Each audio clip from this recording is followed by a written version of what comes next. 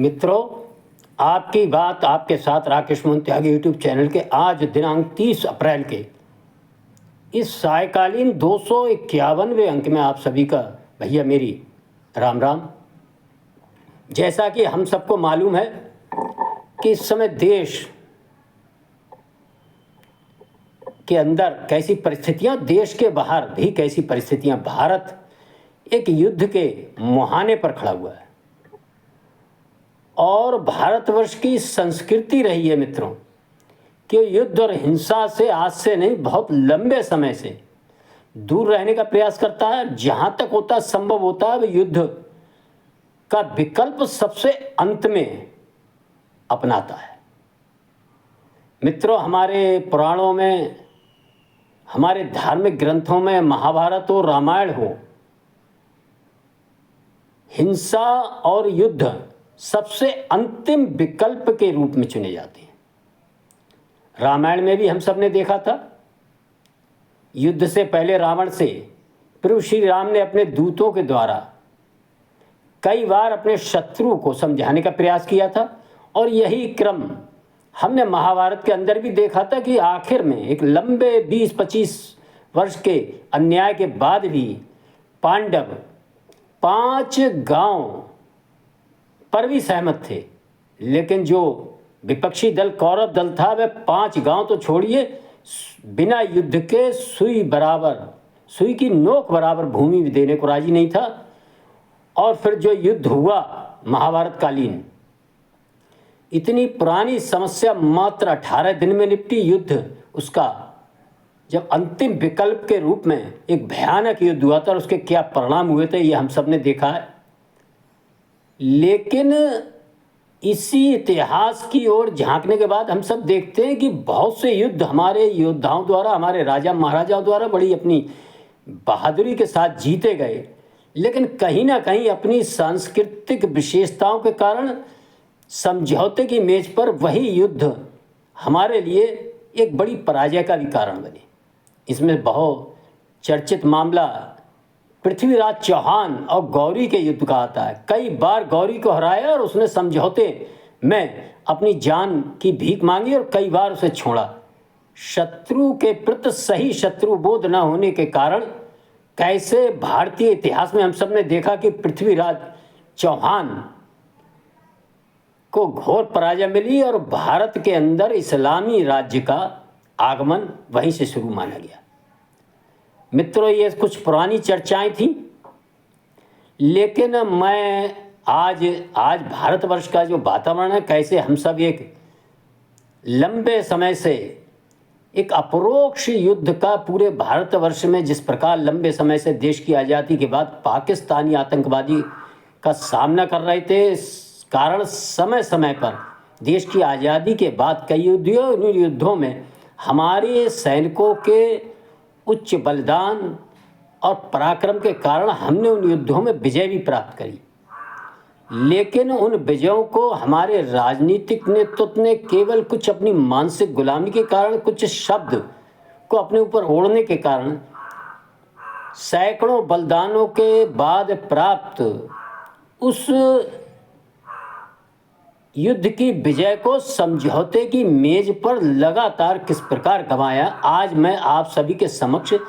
इन्हीं बिंदुओं पर चर्चा करना चाहूँगा। और ये चर्चा प्रारंभ करने से पहले मेरा अनुरोध है, भैया अगर जो मेरी आपकी बात आपके साथ सुनते हैं और इन्हें जो बातें अच्छी लगती हैं, जो बतबतो जो आपके झोरे आए कि मैं रोज़ करता हूँ, तो मेरे आप सभी से भैया विनती है कि आप जाकर लाइक करके शेयर ज़्यादा से ज़्यादा कर दियो करो। और जिन भैयन ने अभी चैनल सब्सक्राइब ना करो है, परसों से मैं अपील कर रहा हूँ, काफ़ी भैयन ने चैनल सब्सक्राइब करो है, घरौआ बन के जब परिवार के अंग बने हैं। मैं उन सबको बधाई देता हूँ और आप सबसे मेरी विनती है कि आप वो सब जो चैनल को सब्सक्राइब कर लो और जहाँ पर प्रसारित अंकन को शेयर करके और अपनी कीमती जो राय होकर अच्छी बुरी बोधी वो भैया दियो करो। तो मैं भैया अब आपके समक्ष देश की आज़ादी के बाद जो पाकिस्तान बनो भैया, जो कश्मीर के अंदर जो महाराजा हरि सिंह ने विलय करने का कुछ देर से करा, लेकिन वो प्रस्ताव भारत को दो, भारत को अंग बन गो पूरा जम्मू कश्मीर। और किस प्रकार सन 47-48 के बीच पाकिस्तान के इसी प्रकार के आतंकवादी, जिहादी और कुछ कबीलाई लोगों ने पाकिस्तानी सेना के सहयोग से भैया जम्मू कश्मीर पर आक्रमण कर दो। उस समय आवागमन के साधन ना आए, देश नव आज़ाद हो, और कैसी विपरीत परिस्थितियों में भारतीय फौजन ने उन सबको खदेड़ना चालू कर दो, और खदेड़ काफ़ी दूर पहुंचाए गए। लेकिन अभी भी 1/3 हिस्सा पाकिस्तान के कब्जा में जो कश्मीर को हो भैया। लेकिन हमारे राजनीतिक नेतृत्व जो उस समय पंडित जवाहरलाल नेहरू है, उन्हें बड़ी जल्दी पड़ गई, और साहब उनने बिला वजह जैसे घर में गांव लड़ाई जीतन जात उनने साहब जाके अंतर्राष्ट्रीय जो सुरक्षा परिषद होती है उसमें जाके जैसा आप लड़ाई को ले गए, और जब लड़ाई को वहाँ पहुँचाने के बाद बहुतेरी मिलिट्री नेतृत्व ने थल सेना अध्यक्ष ने कही कि हमको 1 महीना दे दो, 1 महीना में एक पाकिस्तानी, एक आतंकवादी को कश्मीर से खदेड़ कर पूरे कश्मीर पर हम कब्जा कर लेंगे। लेकिन से भैया वे चले गए समझौता की बात में, वे चले गए पंचन के पास। अब पंचन ने कह दे एक संग समझौता युद्ध विराम कर दो, और जो जहाँ वहीं हुई और बीच में एक लाइन खिंच गई खाम, और वह लाइन को लाइन ऑफ कंट्रोल कहते हैं घर के। अब बाई पे जो तौसा सन 47-48 से जो कितना गंभीर परिणाम है कि आधा 1/3 कश्मीर पाकिस्तान के पास रहेगा, बाकी हमारे पास रहेगा। बीच में जो लाइन बन गई जहाँ पे साहब कितनों अपव्यय, कितनों मिलिट्री को खर्चा, सीमा और मार काट मची है जो हम सब जानते हैं। और यदि हम उस समय ना गए होते, और कि साहब बाहर के लोग क्या कहेंगे, कि जो क्या कहेंगे, जो सोच के केवल अपने देश की सुरक्षा करते हुए मिलिट्री वाले ने जब हमसे 1 महीना को समय मांगो दे दो तो आज जो कश्मीर नाम की कोई समस्या ना होती। लेकिन वो कहते हैं घर के गांव में कि होत भैया जो राम रच रखा, प्रभु की ऐसी इच्छा ही और वो भाव। लेकिन वह देश का नेतृत्व, इस देश का लगातार इस चीज़ से कोई शिक्षा न लेकर हम सब ने देखा कि अगला युद्ध 1962 का चाइना से होगा, और ये युद्ध होने का केवल एक ही कारण था कि जो तिब्बत पे जो कब्जा करो भैया, तिब्बत की सुरक्षा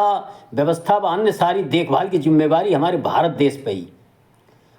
लेकिन देखत तिब्बत को हमारे संग आने कैसे अपनी विस्तारवादी नीति से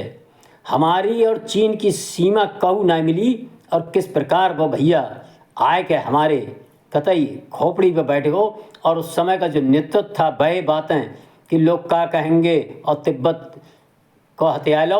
और हम लोग कुछ ना कह पाए, ना समझौता की मेज पर ना जा पाए, और गए तो सीधे चीन की जो कब्जा हो बा को हमने भैया एक तरह से मान्यता दे दी, तो अन्य लोग कुछ बोले ही ना, जब तुम्हें को दिक्कत ना है।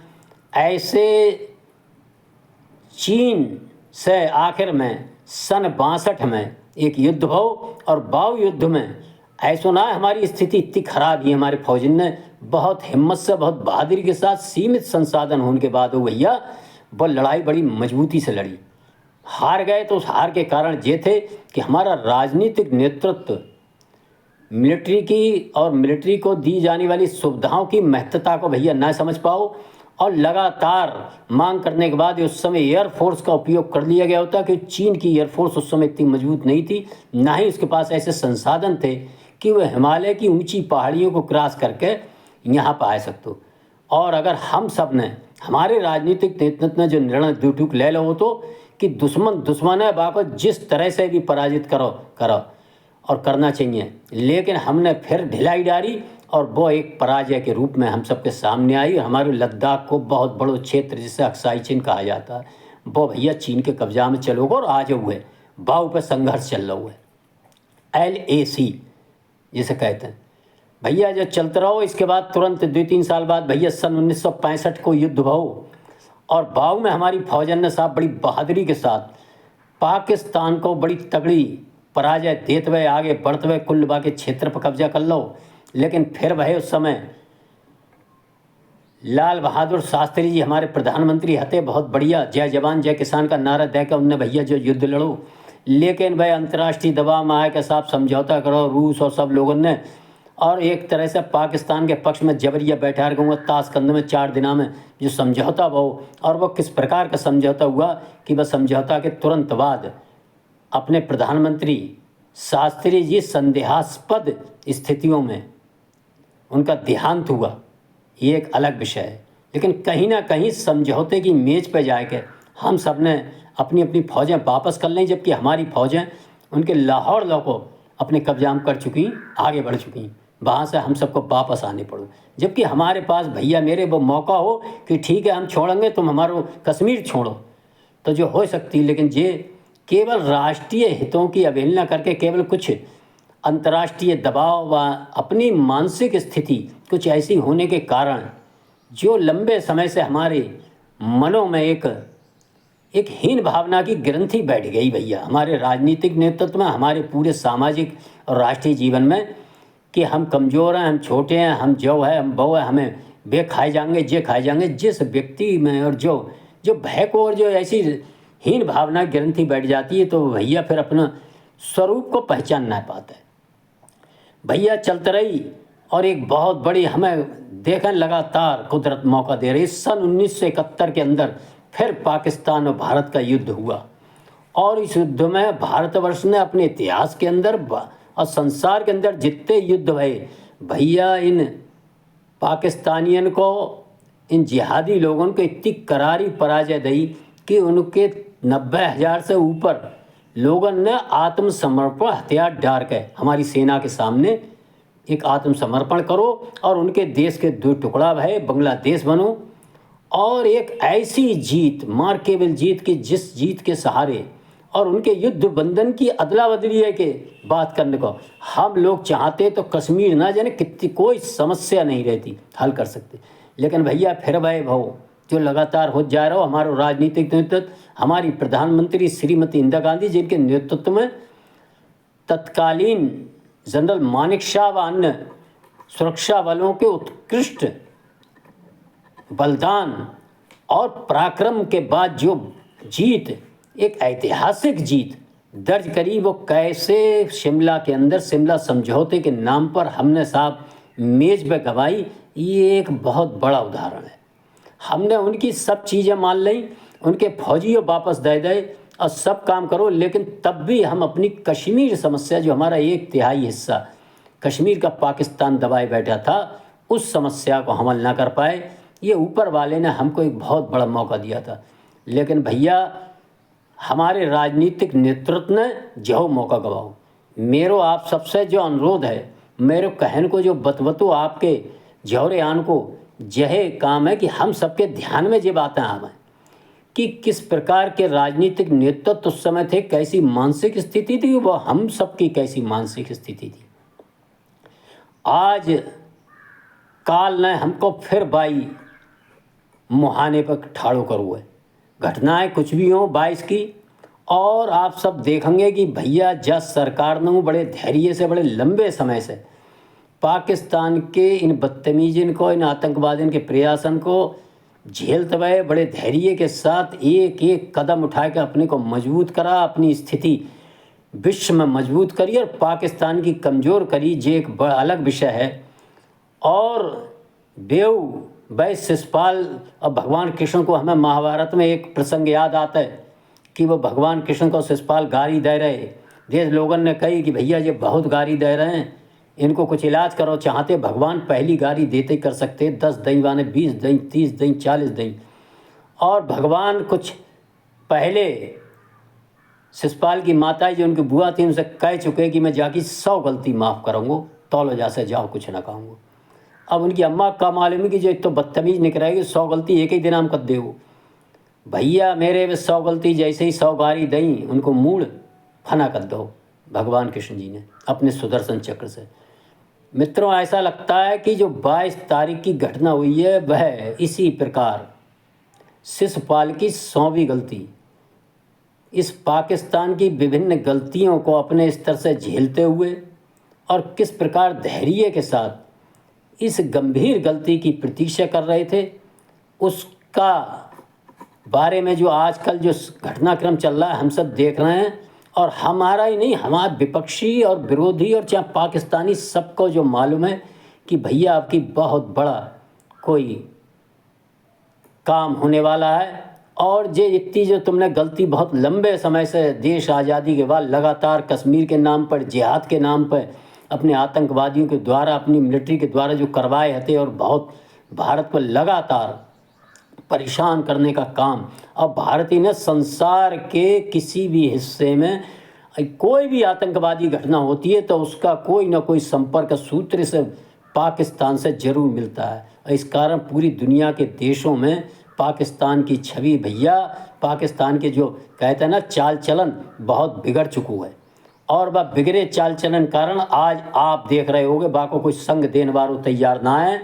और निश्चित ही हमारा राजनीतिक नेतृत्व, यह नेतृत्व से अलग है। चाणक्य नीति के तहत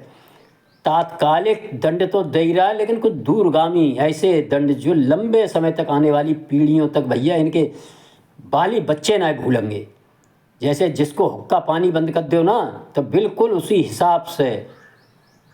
हमारे राजनीतिक नेतृत्व ने भारतवर्ष की जनता के संगठित प्रयासों के साथ और राष्ट्र हित सर्वोपरि रखने वाला जो राजनीतिक नेतृत्व है, किसी बट किंतु लेकिन परंतु भैया जो ना पड़ता है, जाको केवल एक ही ध्येय है कि हमारो देश, हमारी जनता को किस में लाभ है, वो काम करने में पीछे ना हटाता। और हम सब देखेंगे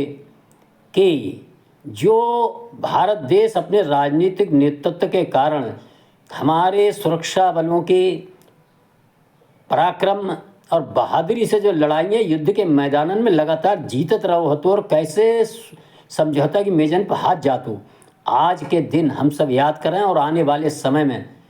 निश्चित ही मैं ही नहीं, इस राजनीतिक नेतृत्व के विरोधी देश विदेश में सभी मान रहे हैं कि अब की पाकिस्तान अगर रगड़ो और समर के रगड़ो जाएगो और समझौता की मेजन पे जो वो अपना रोए पीट के जो भारत के नेतृत्व को बेवकूफ़ बना के अपनी हार को जीत में बदल दे, तो इस बार ऐसा होता हुआ संभव नज़र ना आया है। रहो भैया, आप भी देखेंगे, मैं भी देख रहा हूँ। और मेरा आप सभी से अनुरोध है कि इस संकट काल में हम सब जहाँ जहाँ रहें अपने आसपास नज़र रखें, देखें और ऐसे लोगों पर देखें जो राष्ट्र हित के खिलाफ जाकर कुछ ना कुछ तरह तरह की बातें करने का प्रयास कर रहे हैं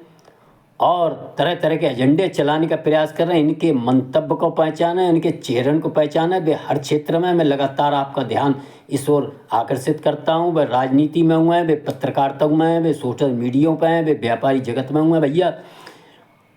और भी इस तरह की लड़ाइयाँ देश के अंदर भी लंबे समय से चल रही भैया, उनको हम पहचान ना पाते हैं। उन बातों पर मैं चर्चा आपसे अगले अंक में करूँगा कि किस प्रकार इस देश के अंदर नक्सलवाद और नशे के व्यापारियों के खिलाफ जो राष्ट्र विरोधी, जो घोषित रूप से हमारे विरोधी राष्ट्र हैं, उन्हीं के एक छुपे अंग के तौर पर जब देश के अंदर लंबे समय से काम कर रहे हैं, उनके खिलाफ भी इस देश के अंदर किस प्रकार का एक संघर्ष विजय की ओर जा रहा है, इसकी ओर अगले अंक में चर्चा करूंगा। आप सबसे अनुरोध है कि वो चर्चा भी सुने और मैं इस अंक में अपनी वाणी को विराम देता हूं। आप सबने सुना, इसके लिए आप सभी का धन्यवाद। जय श्री राम, जय श्री वाल्मीकि भगवान, भारत माता की जय।